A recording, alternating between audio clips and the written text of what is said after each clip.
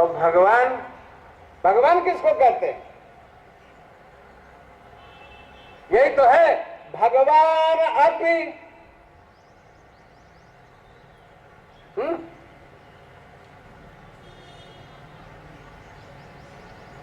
भगवान भी, भगवान किसको कहते हैं? ऐश्वर्य समग्र धर्म स्त्रिय ज्ञान वैराग्य शरणाम भग इति ऋण।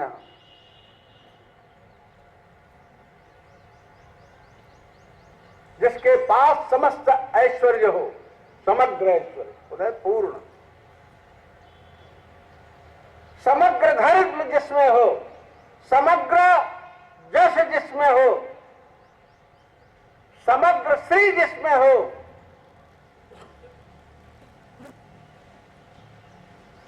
यस्य स्त्रियः, समग्र ज्ञान जिसमें हो, समग्र वैराग्य जिसमें हो, वो भगवान है। अगर ये नहीं है तो भगवान नहीं।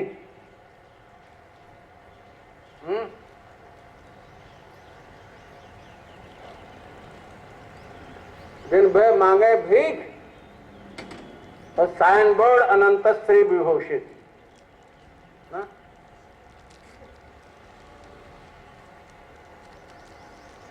आज भगवान लोग बने हुए हैं, शर्म लगती है कैसे भगवान।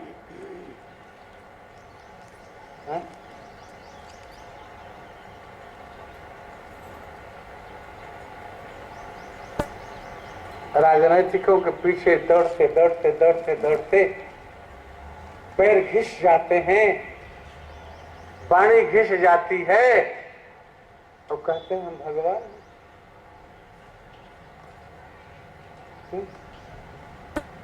बिल्कुल गलत। अगर ये लक्षण नहीं है तो कोई भगवान नहीं है। भिखमंगा भगवान नहीं हो सकता।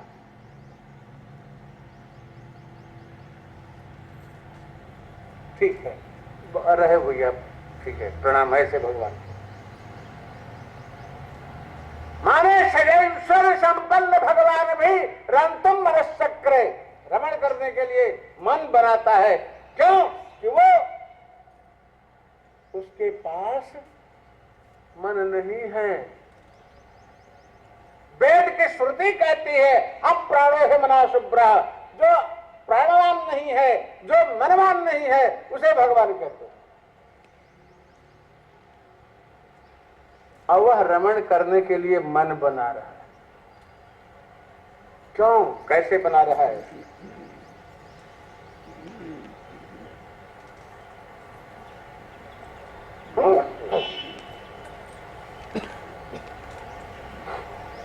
अगर वो काल को स्वीकार कर सकता है, अगर वो अद्भुत बालक बन सकता है,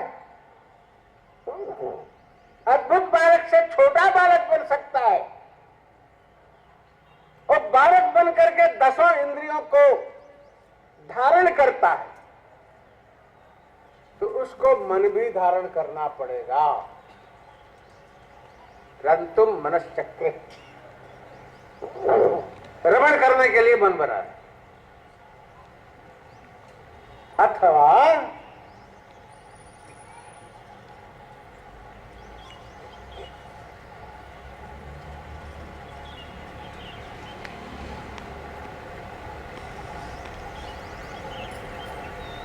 हो भगवान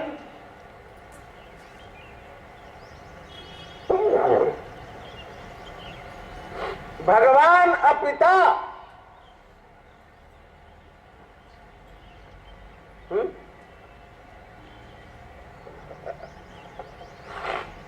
भगवान अपिता रात्रि वीक्षरंतुम मनश्चक्रे,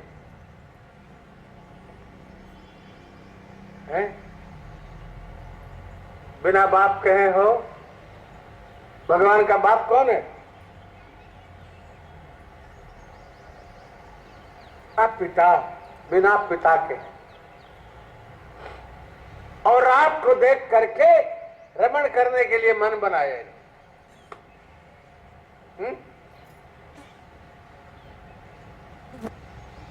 बिना बाप का लड़का कैसा होता है? अरे जब बाप रहने पर भी लड़का धुंधकारी हो सकता है, तो बिना बाप का लड़का स्वेच्छाचारी होकर के कैसा होगा? आप लोग कल्पना करो।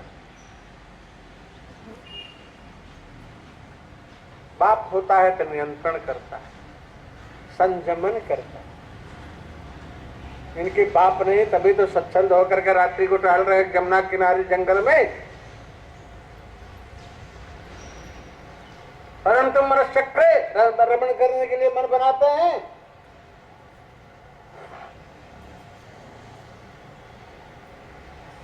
अथवा भगवान एव भगवान भी रंतुम मनश्चक्रे न, तो भगवान एव पिता से लोकस्य चराचरस्य, भगवान ही सबके पिता हैं। चराचर के जड़ चेतनात्मक जावत जीव हैं, सबके पिता कौन है? भगवान है। ऐसे भगवान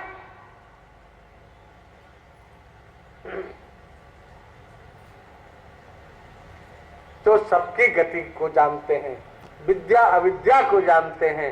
वे भगवान भी आज ब्रह्मरात्रि को देख करके ब्रह्म स्वरूप श्री कृष्ण भगवान रंतुम मनश्चक्र रमण के लिए करने के लिए मन बनाते हैं। बड़ा लंबा प्रसंग है। नारायण आखिर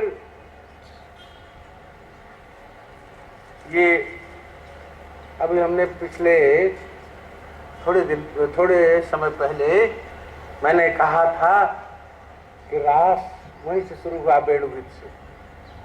रहस्य की बात है ये।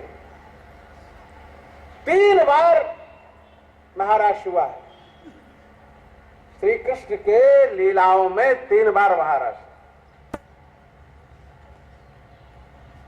प्रथम बेड़ुगीत के समय गृहस्थों के साथ महारास है, देवांगनाओं के साथ, सबर कन्याओं के साथ, गायों के साथ, पक्षियों के साथ, नारायण नदियों के साथ। ये सब गृहस्थ हैं, गृहस्थों के साथ महाराज हुआ है। उस लीला से, वेणुगीत से समस्त जीवों पर क्या प्रभाव पड़ा, इसका प्रसंगनाएं वर्णन करती। दूसरा महाराज ब्रह्मचारियों के संग हुआ। ये ब्रह्मचारी कौन है? ये नंद गोप नारायण नारायण नारायण श्री राम बराज जाता नवनंद गृहे सुजा।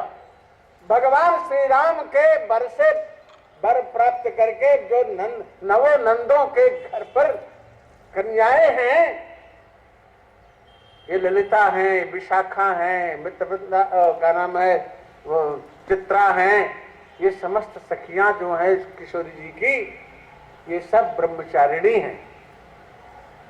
और श्री कृष्ण को प्राप्त करने के लिए इन्होंने हेमंत मास में कात्यायनी की उपासना की है। तो ये ब्रह्मचारियों के संग महाराज है। और अंतिम ये जो महाराज है, ये सन्यासियों के साथ महाराज है। कहा कि संत्यज्य सर्व विषयां तव पाद मूलम, समस्त विषयों का परित्याग करके ये आई हैं। कैसे आई है? कोई गैया दुह रही थी, उसी समय श्री कृष्ण की बंसी बजी और वो नारायण उठ पड़ी और दोहन करते हुए चली आ रही। हाथ ये हुई चल रहा, दुह रही है गैया, और आकर के श्री कृष्ण के सामने खड़ी हो गई। गैया दुहन त्यो भी जजो काशित दोहम हित्वा समत्सुका, कोई दुह रही थी, दोहने के लिए चल रही थी, वही पटका चल दिया। कोई काजर लगा रही थी तो काजर लगाते हुए कहाँ जा रहा है काजर पता नहीं है, चली आ रही है। लिम पंच प्रमृजंतो बा अंजंत काश्चलोचने, कोई मुख में क्या लगा रही है।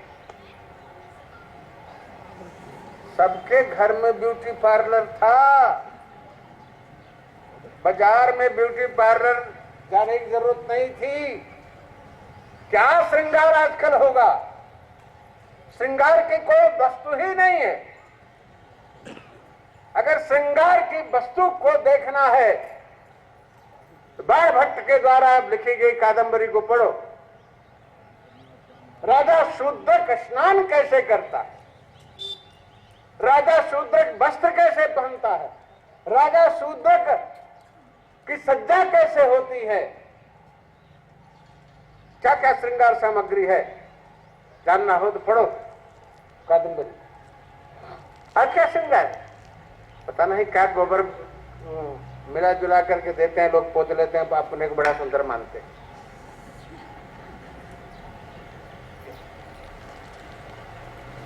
अरे तो पहले भी था, मुंह में लेपन करती है श्रृंगार सामग्री का। हो चिरौंजी का उपटन बनता था, वो लगाते। आज खाने को नहीं है, लगाने कौन सा। उसके बाद सरसों का उपटन चला, सरसों पीस करके सारे शरीर में बच्चों को लगाते थे पुष्टि के लिए, और अपने जरा सा लगा के पूछ नहीं। अब ऐसे केमिकल चीजें हैं इस ब्यूटी पार्लर में प्रयोग किए जाने वाले कि बाद में देखो तो कोढ़ हो जाता है कुछ दिन बाद। मैंने देखा है, मैं कोई किताब की बात नहीं कर रहा हूं, बहुत बड़े डॉक्टर थे ऑल इंडिया मेडिकल इंस्टीट्यूट में, भक्त थे पीठ के, और बहुत सुंदर भी थे, गोरे चिट्टे लंबे। कुछ काल तक तो उसके माने पूरे के इंचार्ज थे, रिटायर होने थोड़ा पहले। लेकिन ये सब लगाते लगाते न नारायण, उनको धीरे धीरे चमड़ा सिकुड़ गया और वो सफेद सफेद हो गया। ये सब चीजें व्यर्थ हैं, इनका प्रयोग मत करो, शरीर को नष्ट मत करो। सरसों का तेल लगाओ, बाल नहीं पकेगा, और सब तेल लगाओ तब न बाल झड़ जाएंगे, सफेद हो जाएंगे। मैं अनुभव की बात बता रहा हूं। हमारे महाराज जी के अलमारी में क्रियो कारसीन तेल की शीशियां बहुत थी। मैंने जब खोला तो मैं पहले घृत कुमारी का तेल अपने हाथ से बना करके लगाता था सिर में। पीठ पे आया तब मौका ही नहीं, देखा वो पड़ा था तो हमने कहा चलो यही लगा लो। साल भर तक मैंने लगाया, मेरे सब बाल सफेद हो गए, नहीं एक भी बाल मेरे सफेद नहीं हुए, सब सफेद हो गए साल भर में। तब मेरी समझ में आया, मैंने छोड़ दिया, निकल जाओ। अभी 2-4 शीशी पड़ी होंगी अलमारी में। अनुभव की बात कर रहा हूं, सरसों का तेल लगाने से कोई भी बाल नहीं पकेगा, आंख नहीं खराब होगी। आंख में जब दर्द होता था, गर्मी होती थी, तो थोड़ा सा सरसों का तेल लिया, ऊपर पलक पर लगाया और आंख बंद के लेट गया। सवेरे होते आंख एकदम निर्मल हो जाती थी और कोई रोग नहीं होता था। अब आज नारायण चश्मा है और क्या करे, अब कुछ नहीं बचा, चश्मों से भी नहीं दिखता है। जब नहीं दिखता है तो उतार के धर देता हूं। हमें नहीं, औरों को भी, तो मैं से भी नहीं दिखता। हाँ जी, खेती नहीं करेंगे तो कहां से होगा सरसों के तेल? केवल गेहूं की खेती तो होती है, धान की, ऊख की खेती भी बंद हो गई, वो भी बंद कर दिया लोगों ने। मेरे बंद है, सरसों बोए नहीं जाता। तो नहीं है तो नहीं है, नहीं है तो नहीं है। जो चीज नहीं है तो उससे लाभ भी नहीं है। अस्तु, मैं क्या कर रहा था? लिम्पंत्या, उस समय भी लेपन की सामग्री थी, श्रृंगार की, लेपती हुई आती हैं और अभी मीजा नहीं है, वैसे लगाए चली आ रही हैं जैसे रामलीला का पात्र मुर्दा शंख पोते हुए चला आवे।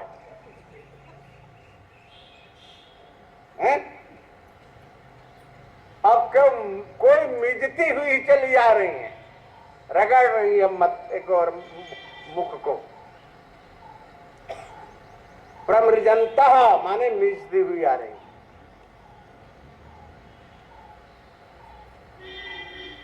अस्त व्यस्त वस्त्रों से चली आ रही हैं।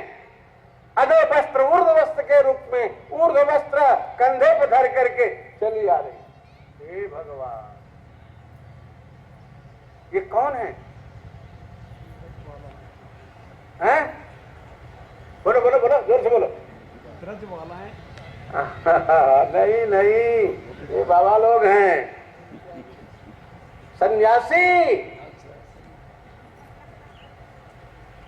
क्यों सन्यासी किसको कहते हैं? मैंने बताया था एक दिन, जो सोचता है कि हम चलो सन्यास लेंगे और सन्यास कभी नहीं लेता। उपनिषद का वाक्य है, जद हरे विरजे तद हरे प्रव्रजेत। जिस समय थोड़ा सा भी वैराग्य चित्त में हो उसी समय छोड़ के चल देना चाहिए। जो विचार विमर्श किया वो सन्यास नहीं लेगा, जिस अवस्था में है उसी में छोड़ के चल देना चाहिए।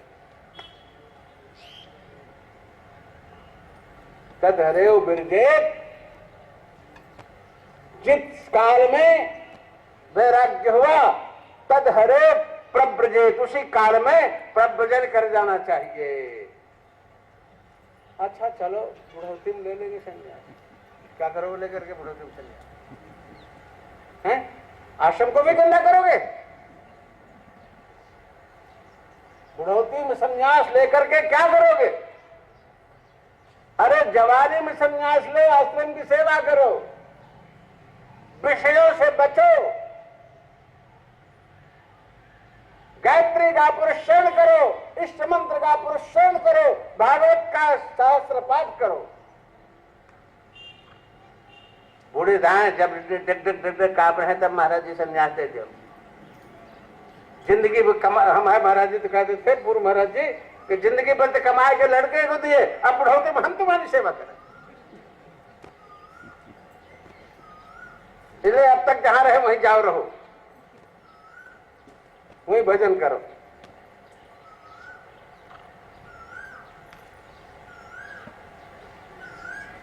तो ब्रजांगना जैसी के तैसी छोड़ करके चल देती हैं। ये ही सन्यासिनी है, सन्यासी है। देखो, जीव न तो स्त्री होता है न जीव पुरुष होता है। स्त्री पुरुष का भेद जीव में नहीं है। मरने के बाद स्त्री रह जाती है, पुरुष रह जाता है। दोनों की संज्ञा जीव की है। तो जीव ने सन्यास ले लिया। सन्यासिनी ये है, सन्यासिनी नहीं सन्यासी है। इसीलिए कहते हैं, संत्यज्य सर्व विषयास्तव पाद मूलम।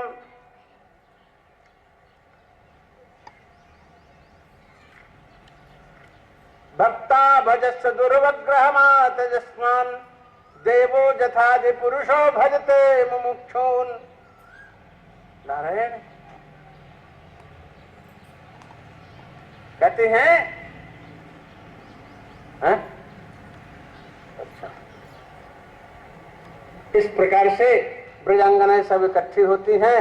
भगवान कहते चले जाओ और तमाम धर्म का उपदेश करते हैं। और फिर उनके जिद के कारण महाराष्ट्र में प्रवृत्त होते हैं। उन्होंने अपने सौभाग्य को बहुत अच्छा माना। उसके बाद भगवान देखा कि हमें अभिमान आ रहा है, तो वे भगवान अंतर्ध्यान हो जाते हैं। फिर ब्रजांगनाएं ढूंढते ढूंढते फिर पुलिन में आ जाती हैं, जमुना पुलिन में। और वहां पर बड़े जोर जोर रोते हुए गोपियां भगवान को बुलाती हैं। जैते दिकम जन्मना ब्रज सहित इंदिरा सस्वदत्र ही, बहुत बढ़िया प्रसंग है। उसके बाद भगवान प्रकट होते हैं। तासाम आविर्भूत छौरी स्मय मान मुखाम्बुजा पीताम्बरधर सग्वी साक्षान मनमता, उसी में छिपे थे, वहीं से प्रकट हो गए। और नारायण फिर महाराज करते हैं, सांत्वना देते हैं गोपियों को। और फिर जय जय गोपी बिच बिच माधव, अंगना मंगना मंतरा माधवो, माधवम माधवम चांतरेण अंगना, इत्थमा कल्पिते मंडले मध्यगः, संजगौ वेणुना देवकी नंदनः। नारायण मुख्य महाराज का स्वरूप ये है। अंगना माने ब्रजांगना। ब्रजांगना, ब्रजांगना के मध्य में श्री कृष्ण। माधव अंगना मंगना चांतरे माधव, बीच में श्री कृष्ण। माधवम माधवम चांतरेण अंगना, द्वय गोपी के बीच में एक श्री कृष्ण, द्वय श्री कृष्ण के बीच में एक गोपी। इस प्रकार से कल्पित मंडल में संजगौ वेणुना देवकी नंदन, बीच में वेणु बजा करके महाराज कर रहे हैं। नारायण ये काम विजय प्रसंग है। काम के ऊपर भगवान ने विजय प्राप्त किया, काम परास्त हो गया। फिर नारायण इस प्रकार से राजा भी हो थोड़ा गड़बड़ा जाता है मामला राजा का। कहते हैं धर्म के स्थापना के लिए अवतीर्ण हुए हैं, और इस प्रकार धर्म सेतु के माने रक्षा करने वाले ये कौन सा आचरण करते हैं। ये आप्त काम जदपति जो है ये कैसा जुगुप्सित कर्म करते हैं। भगवान सुखदेव जी कहते हैं धर्म व्यतिक्रमो दृष्टः ईश्वराणाम च साहसम तेजी यशाम न दोषाया बहने सर्वथोजिता। धर्म का व्यतिक्रम कभी कभी बड़े लोगों में भी देखा जाता है, लेकिन वो दोष नहीं है। जैसे अग्नि चाहे घी डालो तब जल जाए, कूड़ा करकट डालो तब जल जाए, सब सब स्वाहा हो गया। पुष्पिका में कहते हैं इस प्रकार से ब्रज वधुओं के साथ भगवान के इस प्रकार से रास की क्रीड़ा जो श्रद्धा पूर्वक सुनता है अथवा वर्णन करता है, भगवान की पराभक्ति को प्राप्त करता है और उसके जीवन में हृदय रोग नहीं होता है।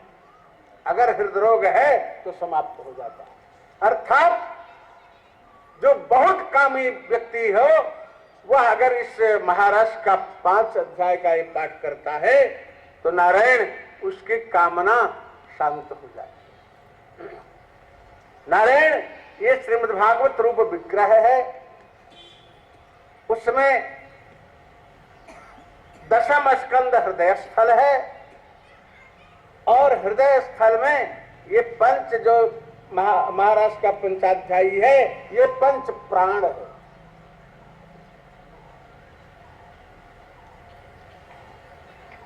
नारायण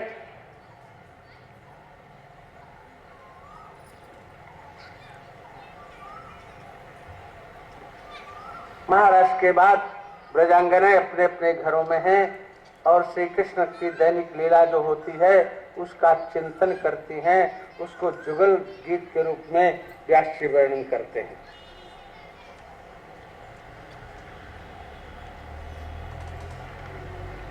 नारायण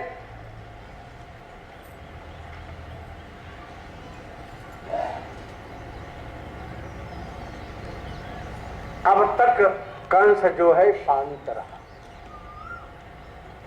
गोवर्धन लीला सुना, महाराज सुना, काली मर्दन सुना, केसी वध सुना, अब तक कंस शांत रहा। और नारद बाबा जो है सोचे किस प्रकार शांत बैठा रहेगा, इसका उद्धार नहीं होगा।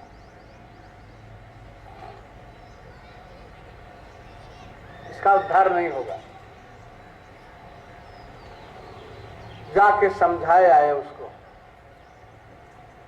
कि देखो ये नंद का गोप का जो बालक है यही भगवान है, देवकी का अष्टम गर्भ यही है, तुमको पता नहीं है। छिपा करके वसुदेव धरी आए थे और वही तुम्हारा इस समय सब प्रकार से ह्रास कर रहा है और तुम बैठे हो चुपचाप। कहे तो क्या करें? अरे उसको बुलाओ और यही मरवा दो, क्या करेंगे और क्या करना है। नारद जी कह के चले गए। कंस जो है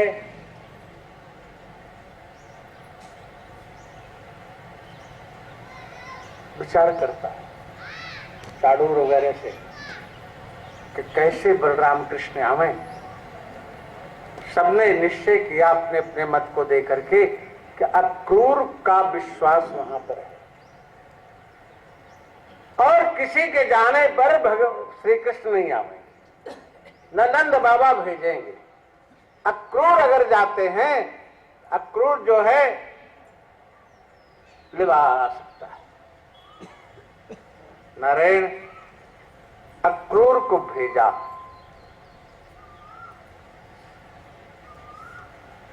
पहले तक क्रूर जी आनाकानी करते हैं, लेकिन सोचे कि दुष्ट है, पता नहीं क्या दुष्टता करे, चले गए। अपना रथ भेजा कंस ने, जा करके सम्मान पूर्वक ले आओ। यद्यपि क्रूर जानते थे कि यहां ले आने के बाद वो हत्या करेगा, परंतु फिर भी जाते हैं और सावधान भी रहते हैं। अक्रूर भगवान के भक्त भी। नारायण जाते हैं, नंद बाबा से मिलते हैं, यशोदा मैया से मिलते हैं, कृष्ण बलराम से मिलते हैं। आने का कारण पूछते हैं नंद बाबा, मैया यशोदा बलराम कृष्ण। तो कहा मथुरा में एक बहुत बड़ा उत्सव हो रहा है, धनुष यज्ञ का। भगवान शिव का धनुष ऋषि के द्वारा रखा हुआ था इसके पूर्वजों के पास। उसकी पूजा के माध्यम से आज एक महोत्सव है। सभी लोग वहां उपस्थित हो रहे हैं, देश देश के राजा महाराजा, और कृष्ण बलराम को बुलाया है उसने और इनको जाना है वहां। नारायण इतना सुनते ही तो बाबा आनंद, मैया यशोदा दोनों को बहुत ज्यादा क्षोभ हुआ। नहीं, कृष्ण बलराम वहां नहीं जाएंगे। रोहिणी मां को भी अक्रूर ने समझा लिया कि अगर कृष्ण नहीं जाते हैं तो बलराम को भेज दो, उनको हम सुरक्षित कहीं पहुंचा देंगे और वहां उनकी शिक्षा दीक्षा होगी, बाद में वही सूरसेन की जगह पर गद्दी पर बैठेंगे। अंत में बलराम जी ने कहा मैं श्री कृष्ण को छोड़ करके कहीं नहीं जाऊंगा, चाहे कुछ। नंद बाबा यशोदा मैया को बहुत समझाया कि तुम्हारे पुत्र नहीं, ये वसुदेव देवकी के पुत्र हैं, लेकिन नहीं समझ में आता हो, भक्त की समझ में नहीं आता कि भगवान है, सामने भगवान उपस्थित हो, लेकिन भक्त नहीं समझता है भगवान है, क्योंकि जिस भावना से वो भक्ति कर रहा है वही ही भाव प्रधान होता है। यहाँ वात्सल्य भाव है नंद यशोदा का, यहाँ ऐश्वर्य भाव नहीं है, इसलिए भगवान कृष्ण को ये अपना बेटा ही मानते हैं। बहुत युक्ति से समझाया तुम्हारे बेटा नहीं है, लेकिन उनके समझ में नहीं आया और कह दिया नहीं जाए। अंत में भगवान भी तैयार हो जाते हैं, बाबा मैं मथुरा जाऊंगा, मथुरा के बाजार को देखूंगा, वहां महोत्सव को देखूंगा। जब श्री कृष्ण ही उद्यत हो जाते हैं तब बाबा नंद क्या करें, समस्त ग्वाल बालों को सूचित करके समझा बुझा करके बाबा नंद भी तैयार होकर जाते हैं। सवेरे कृष्ण बलराम अक्रूर जी के साथ प्रस्थित होते हैं मथुरा के लिए। अक्रूर के मन में है कंस मार देगा, कैसे सुरक्षा इसकी की जाए। और यहाँ ब्रजवासियों की क्या दशा है, ब्रजांगनाओं की क्या दशा है, जिनसे श्री कृष्ण एक क्षण भी विलग नहीं हुए, आज अचानक वो जा रहे हैं तो क्या दशा होगी भाई।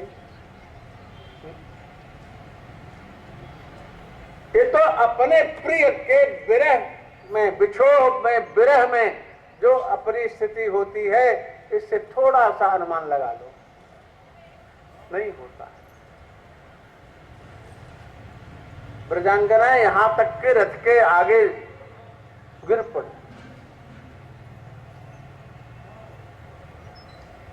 बहुत दुखी। श्री कृष्ण उनको समझा बुझा करके कहते हैं आएंगे, चिंता मत करो। मैया को भी समझाया, बाबा को भी समझाया, प्रजांगनाओं को समझाया, ग्वालों को समझाया, गायों बछड़ों को समझाया, सबको समझाया। हे हो, अब यहां लीला पुरुषोत्तम, ऐश्वर्य पुरुषोत्तम दोनों का विभाग हो रहा है। मैंने शायद जन्म के समय कहा था कि दो बालक, जुड़वा बालक पैदा हुए थे, एक बालक एक बालिका। तो बालक में देवकी नंदन जो है यशोदा नंदन में मिल जाते हैं। तो अब तक की बाल लीला जो है वो यशोदा नंदन की लीला थी, यहां तक।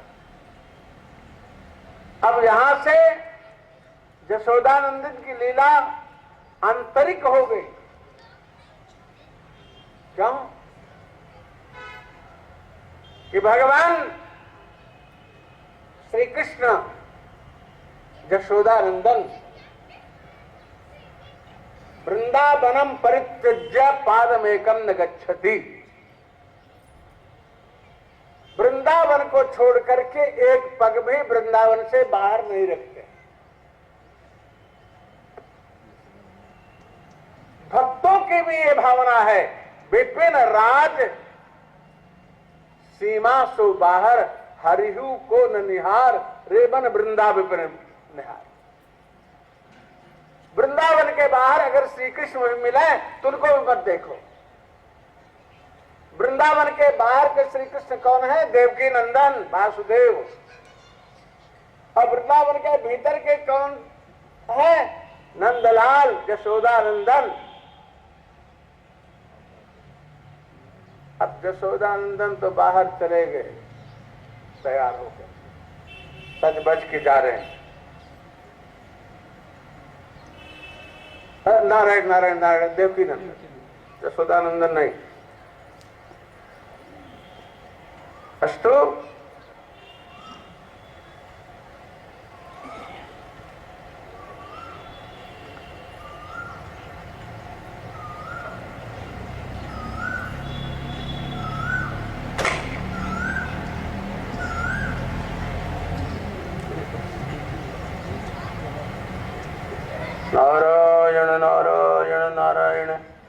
अक्रूर जी लेके चले। आगे अक्रूर घाट पर जमुना जी में मध्याह्न के समय स्नान करने के लिए उतरते हैं, संध्या वंदन के लिए।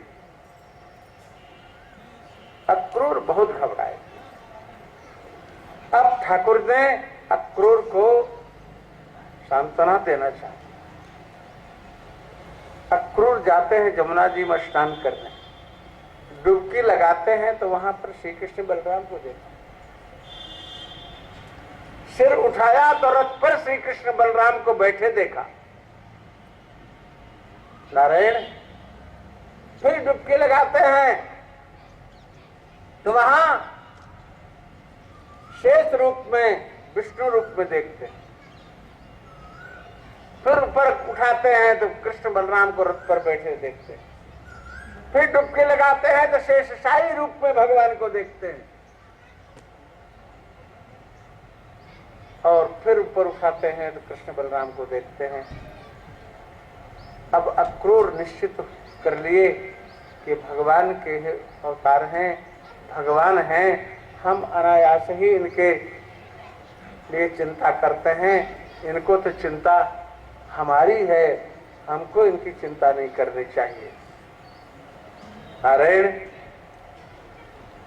अक्रूर जी आश्वस्त होकर के भगवान को लेकर के मथुरा आते हैं और बहुत स्वागत सत्कार हुआ, बैठाया वहां, माने विश्राम स्थल दिया। अक्रूर अपने घर ले जाना चाहते थे। ठाकुर ने कहा काका बाद में आएंगे, अभी जाना ठीक नहीं।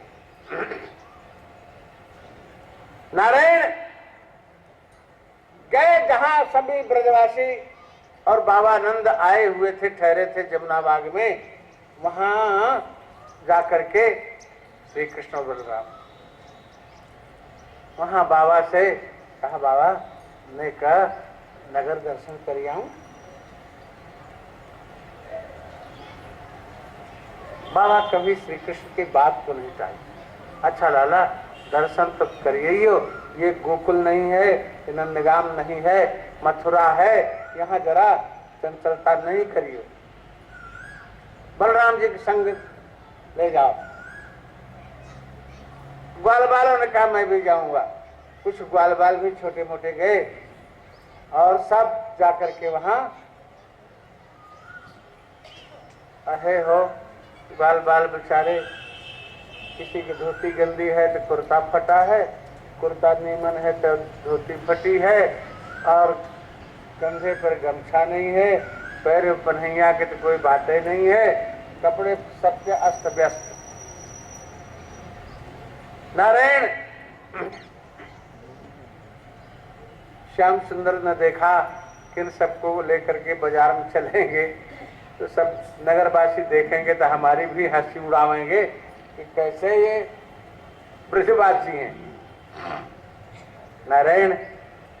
तब तक देखा जमुना किनारे राज धोबी राजसी वस्त्रों को धो रहा था, सुखा रहा था, उधर ही चले गए। कहा मामा राम राम। क्या बात है? अरे मामा कुछ वस्त्र हमें दे दो, हम जरा पहन करके नगर दर्शन कर आवे, नगर में घूम आवे। अच्छा ग्वारी आयो, अब तुम राजसी वस्त्र पहनोगे? भाग जाओ, नहीं तो भी बताएंगे। इतना कह करके वो लठ उठाता है तो एक ही मौका दिया कन्हैया ने, वो तो धरती में चला गया, वहां से पानी निकलने लग गया। नारायण। और जो छोटे मोटे धोबी थे वो तो भाग खड़े हुए। ये धोबी कौन है? ये वही धोबी है जिसने माता जानकी के ऊपर कलंक लगाया था। उस समय तो राजा राम थे, मर्यादा में थे, बंधे थे, उस समय तो कुछ नहीं बोला, और अब की जरा सा कुछ कहा तो पूजा कर दी उसकी।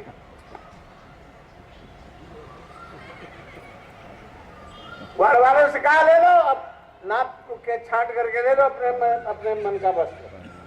सबने छांट के ले लिया, सबने पहन लिया। किसी के बाही यहाँ जा रही है घुटने पे, किसी का नाम कहें कि पैरों तरे कुर्ता जा रहा है, राजसी वस्त्र सब, शेरवानी, अमुक अमुक चीजें। और नारायण खूब जैसे पेड़ में कोई टांग दे, खूंटी पे टांग दे, ऐसे कपड़े सब ग्वाल बालों के शरीर में टंगे हुए थे, चल रहे थे। ठाकुर जी ने देखा ये अच्छी जमात बनी हुई है हमारी, कहो मेरी हंसी न हो। नारायण वहां से आगे बढ़ते हैं।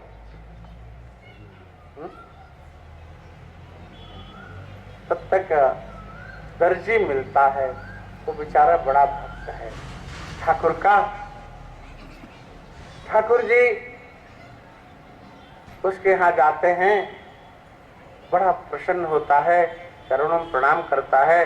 ठाकुर जी कहते हैं भैया जरा हमारे बाल बालों को वस्त्र काट कूट के ठीक कर दो। उसने बहुत क्षण में सबको मिला करके बहुत जल्दी ही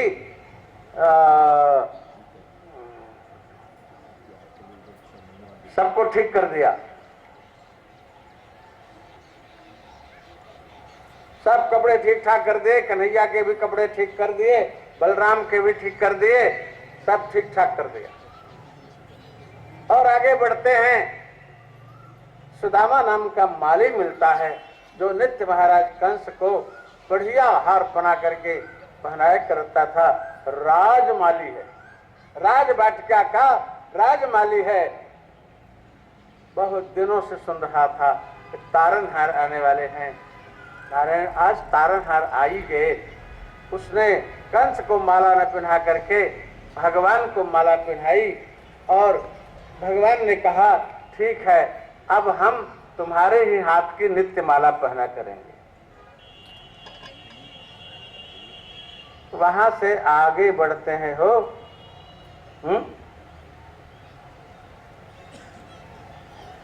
वहां से आगे बढ़ते हैं। एक विचित्र घटना घटती है। अथ ब्रजन राजपथे न माधव स्त्रियं गृहीतांग विलेप भाजनम विलोक कुब्जाम युवतीं वराननाम पाप्रच्छ जानतीं प्रहसन ऋषप्रदः। अथ ब्रजेन राजपथेर ब्रजन, राजमार्ग से जाते हुए माधव जो है एक स्त्री को देखते हैं जो कुब्जा है और ज्योति है, सुंदर मुख जिसका है और हाथ में लेपन सामग्री चंदनाद लिए हुए है, उसको देखा। और उसको देख करके कहते हैं अरे कुब्जा, अरे सुंदरी तू कौन है, किसकी पत्नी है, क्या लिए हाथ में। कुब्जा बिचारी आज जीवन में पहली बार सुंदरी शब्द का प्रयोग अपने लिए सुना है। वो तो खड़ी हो गई, कौन हमको सुंदरी कह रहा है। देखा तो सामने कृष्ण बलराम हैं और उनके पीछे ग्वाल बाल हैं। फिर तो अपने को धन्य मानने लगी। उसने कहा दास्यस्म हम सुंदर कंस संबता त्रिवक्र नामा हरुलेप कर्मणि मद्भावितम भोजपते रति प्रियम बिना जो हमको नतमस्तदर्हति। श्याम सुंदर बलराम, श्याम सुंदर ने ही कहा बलराम जी मांगते उनके नहीं हैं, बलराम जी तो आप चुपचाप रहते हैं, ये सब काम कृष्ण ही करते हैं, चोरी करते हैं तो कृष्ण ही करते हैं और मांगते हैं तो श्री कृष्ण ही मांगते हैं, बलराम जी कुछ नहीं मांगते जाते। तो कहा देवी तुम अनुलेप कर्म में विशेषज्ञ हो तो क्या हमको भी अनुलेप कर दोगे, चंदन धन लगा के जरा हमको भी ठीक ठाक कर दो। तो उसने कहा महाराज मैं कंस की दासी हूं और उसके कहने से मैं अनुलेप कर्म में लगी हुई हूं, उसका श्रृंगार करती हूँ, चंदनाद लेपन करती हूँ। मेरा नाम है त्रिवक्र, यानी कुब्जा, 3 जगह से जो टेढ़ी है। मेरे द्वारा बनाया गया अनुलेप जो है कंस को बहुत प्रिय है, लेकिन अब तो वो आपके बिना कौन ऐसा है जो इसका अधिकारी हो। उसने खूब बढ़िया सजाया ठाकुर जी को, खूब बढ़िया सजाया, सजा बजा के ठाकुर को ठीक कर दिया। बलराम जी की तरफ श्याम सुंदर ने देखा, कहा अब श्याम सुंदर कहे अब तो श्री कृष्ण कहे और वासुदेव कहे तो ठीक है ज्यादा, कि अब तो वासुदेव ही आए हैं, देवकी नंदन ही आए हैं, देवकी नंदन की सारी लीलाएं। नारायण